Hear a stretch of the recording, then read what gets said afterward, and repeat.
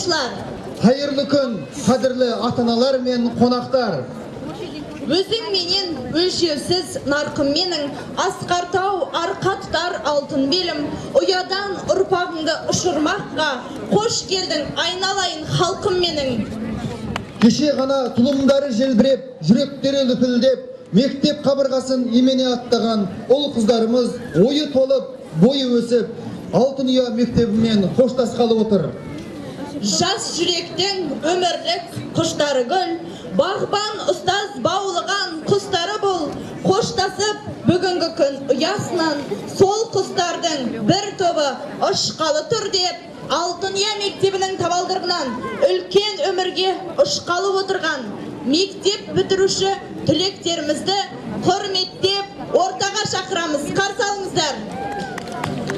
Алдарыңызда 11-ші А сынып оқушылары.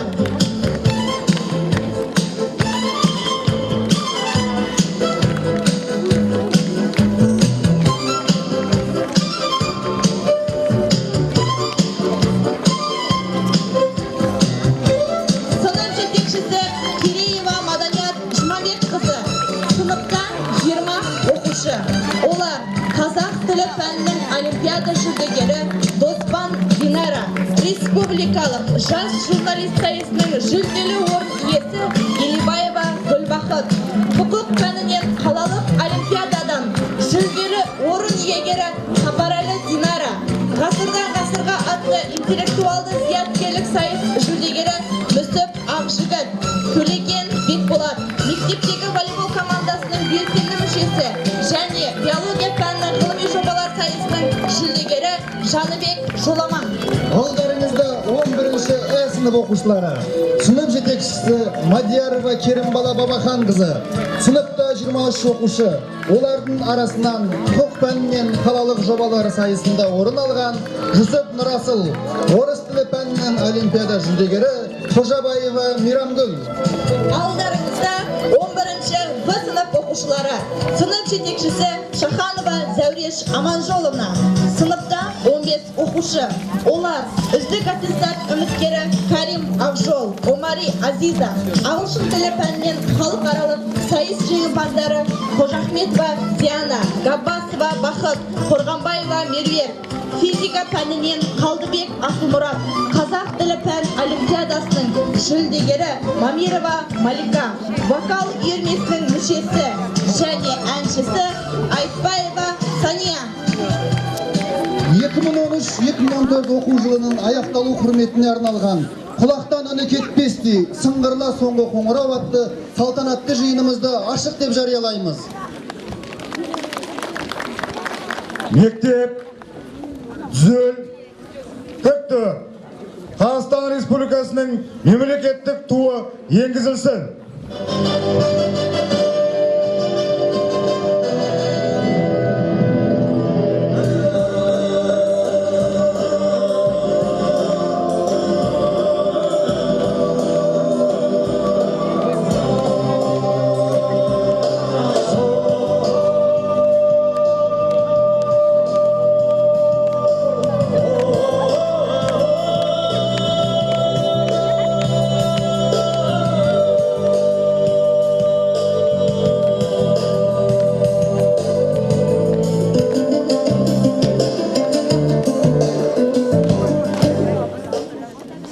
Қазақстан Республикасының мемлекеттік гимні орындалсын.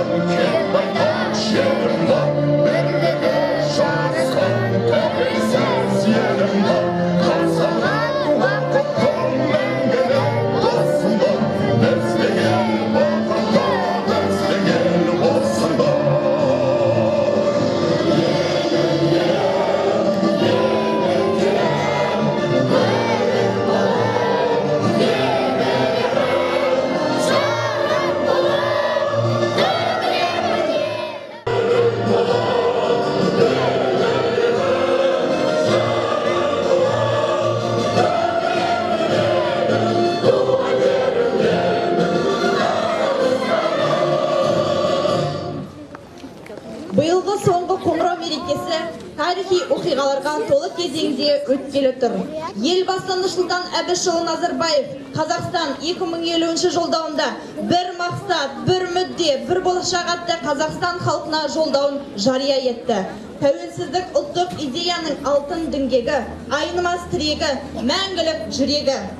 Сонау баба түркінің жолымен аспанда алтын күн, астында қара жер барында, туған ел тәуелсіздікті бағалап ұзаққа шағуға, танымын ардақтап мәңгілік қалуға шақырған. Нақты да өміршең жоба, ол мәңгілік Қазақстан жобасы, ел тарихындағы біз аяқ басатын жаңа дәуірдің кемел келбеті. Біз үшін болашағымызға бағдар ететін, ұлтты ұйыстырып, ұлы мақсаттарға жетелейтін идея бар. Ол мәңгілік ел идеясы.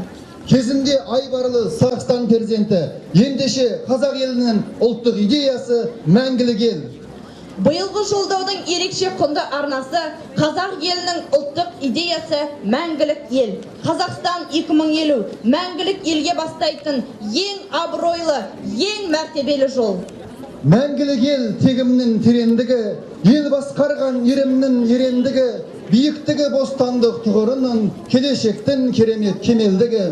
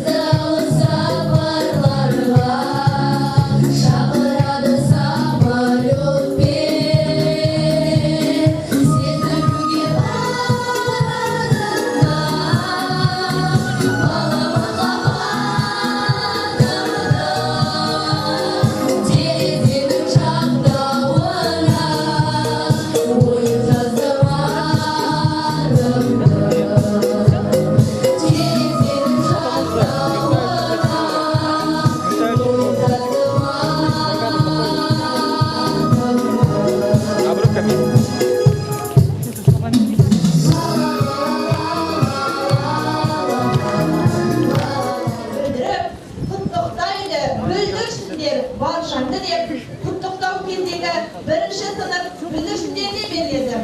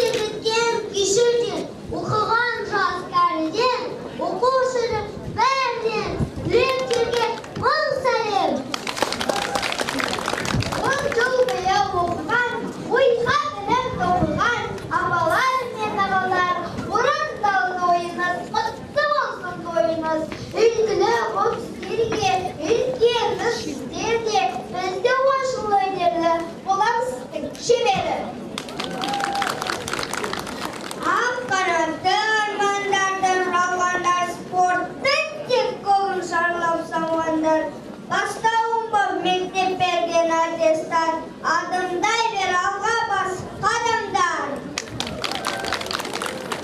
Sağnamız gün say, dizdik жыл say, sizlerge жалын жүрекпен, айтамыз достық тілекпен.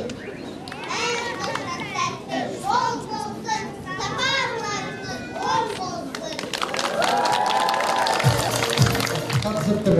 Және де қалалық білім басқармасы басшысының орынбасары Бағлан Сматаева, Астана қаласы Есіл ауданының инспекторы Мәртебатыр Серікұлы қатысып отыр. Енді құттықтау сөз кезегін Қазақстан Республикасы Ғылым және Білім министрінің вице-президенті Ерғазы Иманғалиевқа сөз береміз. Құрметті ата-аналар, құрметті ұстаздар, құрметті биылғы оқу жылын аяқтап отырған болашақ үлкен азаматтарымыз, Қазақстанның шыққалы отырған түлектер, бүгінгі осы салтанатты мереке бәрімізге ортақ.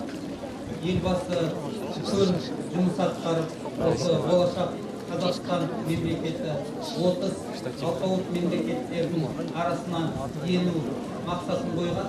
Сондықтан осы мақсатқа жету, ол осы бүгінгі осы мектептің қабырғасында отырған, оқу дәріс алып отырған балалардың еншісінде.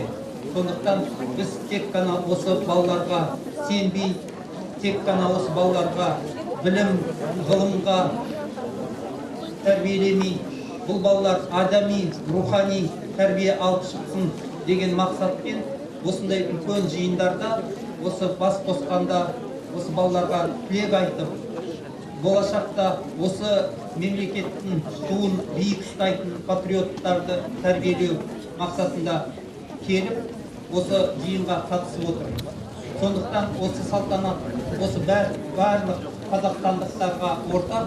Сондықтан Қазақстанымыздың болашағы осы балалардың қолында. Құрметті бүлдіршіндер, бүгін міне үлкен жолға аттанып отырған өздерінің апайлары мен ағаларына ақ жол тілеп, міне сендерге жол көрсетіп отыр. Сондықтан сіздер де осы ағаларыңыз, апайларыңыз сияқты білімде де, спортта да, жан-жақты, мәдениетте де жан-жақты болуларына тілектеспіз.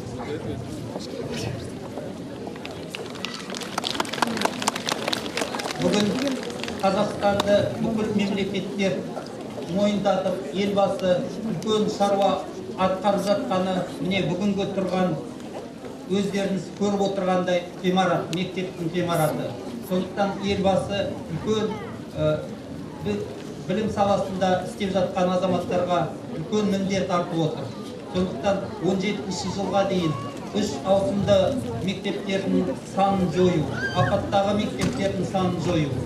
Сондықтан міне бүгін осындай жақсы ғимараттың ішінде осы салтанатта болып отырғанымызға, осы Қазақстанның болашағының жарқындығы дәлелді айтуға болады. Сондықтан бүгін ЮНЕСКО-ның ақпаратына жүгінсек, соңғы 3 жылдың арасында 169 мемлекеттердің арасында адами даму капиталына 4-ші болып Қазақстан кіріп отыр. Сондықтан бүгін көптеген жағдайды елбасы атқарып жатыр, істеп жатыр. Сондықтан біз осы ұстаздар қауымы, ата-аналар бәріміз бірігіп, осы жарқын, жаңа айтып кеткендей, мәңгілік ел идеясын іске асыру, ол бәріміздің ортақ мақсатымыз. Сондықтан бүгін міне болашақ осы өзіміздің мемлекеттің болашақтары, жаңағы айтып жатқан түлектер, сіздерге ақ жол тілеп отырып, осы алтын ұя өздеріңіздің мектептеріңізді ешқашанда ұмытпаңыздар. Бүгін біз айтып жатырмыз, ақпараттық кеңістікте, ақпараттық мемлекет, ақпараттық қоғам құрып жатырмыз деп. Сондықтан тек қана осы мектепті ғана емес, өзіңіздің отаныңызды, сондықтан қандай мемлекетте дәріс алып жатсаңыздар да, бойларыңызда отанға деген сүйіспеншілік болу керек. Сондықтан ақ жол тілеп отырып, бүгін қойған мақсаттарына жетуді тілеймін. Рахмет. Желекесінде отқан оқушылар, осыдан 11 жыл бұрын мектепке тарыдай болып кіріп, бүгін таудай болып ұшайын деп тұрған түлектер. Мына бүгінгі мерекелеріңіз тағы да құтты болсын. Мынау қазақтың мақалы білекті бірді жығар, білімді мыңды жар деген ол дәл осы біздің заманымызға сай айтылған сияқты. Бүгінгі 21-ші ғасыр ол білімнің, ғылымның, жаңа технологиялардың ғасыры.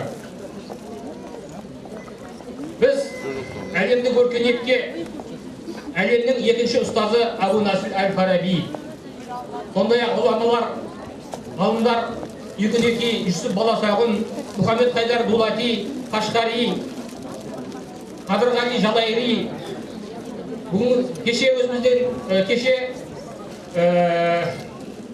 Совет кеңестік заманда ат әлемге әйгілі ғалымдарымыз Қаныш Иманталы Сатпаев сияқты үлкен ғалымдарды, Хакім Абай, Шәкәрім, Мұхтар Әуезов сияқты бүкіл әлем таныған тұлғаларды берген халықпыз.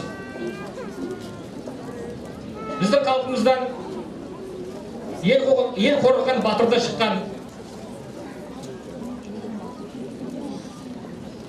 неше түрлі данышпан шыққан, билер шыққан, Төле би, Қаз Дауысты Қазыбек, Әйтеке би деген сияқты қиын кезде елді біріктіріп, осы кең байтақ жерімізді жаудан құтқаруға көп атсалысқан. Елбасы айтқанымыздай, біздің қазақтың тарихында біз ұялатын жер жоқ. Болашақта мына өскелең ұрпақ осы қағиданы сіздерді естеріне сақтап, еш уақытта біздің қазақтың тарихында ұялатындай жағдай болмасын дейміз. Мына бүгін жас түлектер, сіздер үлкен өмірге бет алып ұшып бара жатсыздар. Өмір деген ол күрес. Бүгін айтып кеткен мәңгілік ел идеясын жүзеге асыру үшін біз бәріміз күресуіміз керек. Күн сайын күресуіміз керек, сағат сайын күресуіміз керек, сәт сайын күресуіміз керек. Елдің елдігін сақтауымыз керек. Халқымыздың тілін, дінін сақтауымыз керек. Осы жолда мен сіздерге ең алдымен зор денсаулық тілеймін. Талмас қанат, таудай талап, алға қойған мақсаттарға жетуде қажымас күш қайрат тілеймін. Бәріңізге, оның ішінде бүгін өтіп отқан түлектерге ақ жол, әрқашанда сәттілік болсын. Осы жерде бір айта кететінім, біздің қазақтың әлемдегі тәуелсіз Қазақстаннан басқа отаны жоқ. Осы айтылған бүгінгі жақсы идеялардың, мәңгілік ел идеясының жүзеге асуы үшін біз отанымыз әрдайым аман, тыныш болу керек. Осы жиналған қауым, түлектер, оқушылар, әскери адам ретінде атамыз қаһарман Бауыржан Момышұлының мына сөздерін әр уақытта естеріңізде сақтап жүріңіздер деймін. Тәртіпті құл болмайды, тәртіпсіз ел болмайды. Отан үшін отқа түс күймесін деген. Осы батыр бабамыз Бауыржанның айтқан сөздерін жаттарыңызда ұстап, әрдайым, әрқашан тәуелсіз мәңгілік ел идеясын жүзеге асыруда әрқашан жолдарыңыз ақ болсын, сәттілік деймін.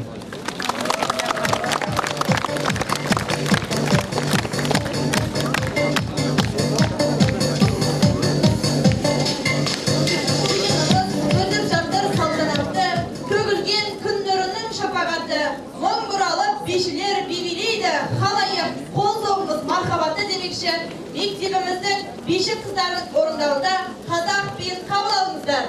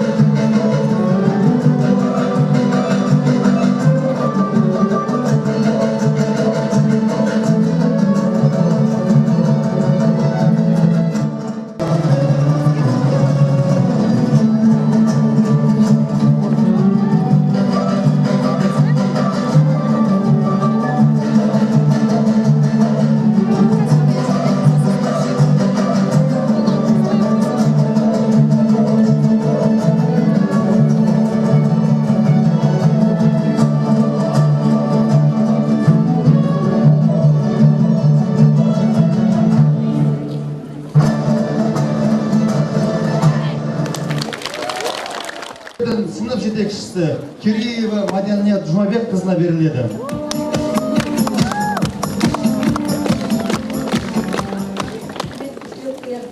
Ұстаздар, ата-аналар және қонақтар.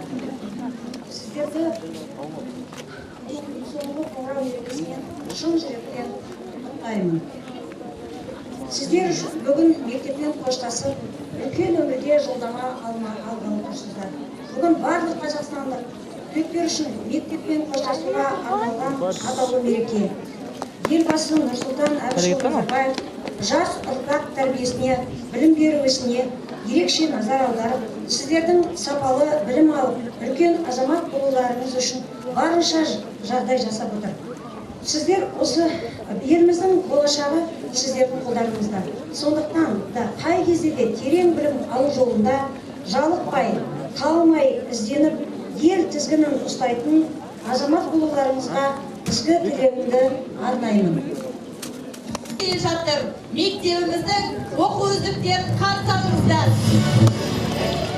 Олар өз отанының патриоты болуға, туған елін, жерін мақтаныш ететін, ата-анасын қадірлеп, үлкенге құрмет, кішіге ізет көрсетуге, білімге табандылықпен ұмтылуға, салауатты өмір салтын сақтауға дайын. Оқу жылын үздік аяқтаған оқушыларымыз, қалалық мектепшілік зияткерлік сайыстардың жүлдегерлері. Олар жастан елін сүйіп, оған өз үлесін қоса біледі. Осындай үздіктеріміздің болашақта нағыз ел қамын, жер қамын ойлайтын азамат болып өсуіне тілектеспіз. Озат оқушыларымыз тәуелсіз еліміздің білімді азаматтары болып, қырандай күшті, ұлтжанды, әрқашан биік шыңдардан көрінсін.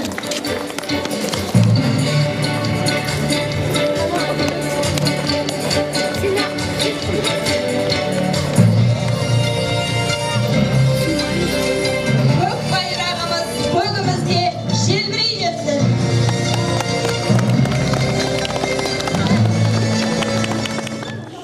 Армысыздар, құрметті ұстаздар, оқушылар және келген қонақтар. Біз үшін, яғни мектеп бітіруші түлектер үшін бүгінгі соңғы қоңырауыны ерекше есімізде қалады. Бүгінгі күн біздің өмірімізде бір ағып. Бүгінгі мереке біз үшін қымбат. Және де ерекше болып табылады. Осы жылдар бойы білім берген мұғалімдерге алғысымыз шексіз. Сіздердің үміттеріңізді ақтаймыз. Ал жолдастарыма айтатын тілегім, осы алда келе жатқан ұлттық бірыңғай тест сынағынан сүрінбей өтіп, әрқайсымыз өзіміздің қалған мамандықтарымызға түсейік. Школа әнімен 11-ші В сынып оқушысы Айтбаева Сәния қарсы алыңыздар. Твой смех подружек, самый чистый, самый звонкий, и бегут по теплым лужам босоногие девчонки, и уже других качают наши школьные качели. Школа, я скучаю, как мы быстро повзрослели.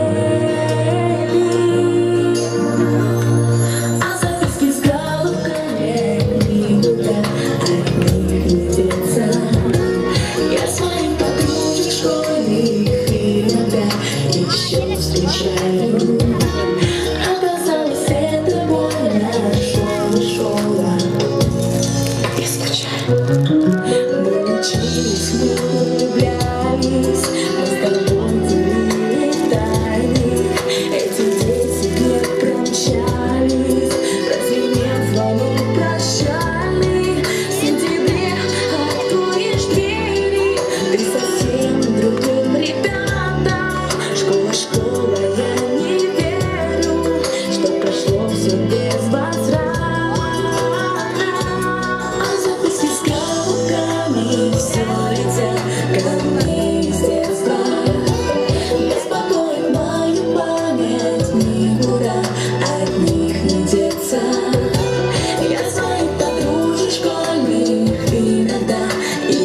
встречаю.